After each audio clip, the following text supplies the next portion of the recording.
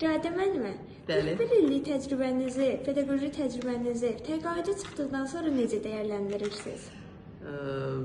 Ayşə qızım, mənim 41 il təcrübəmi indi siz çox gözəl yadıma saldınız.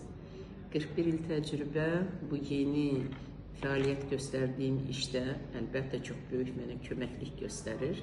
Nədir? İlk öncə kollektivdə işləmək. 41 il təcrübənin mahiyyəti nədir?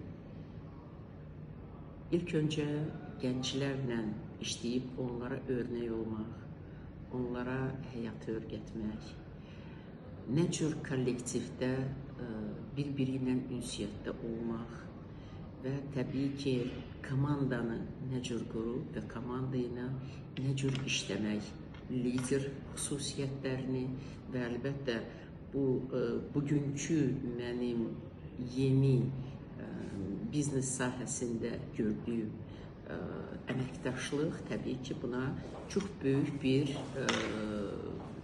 təkan verir.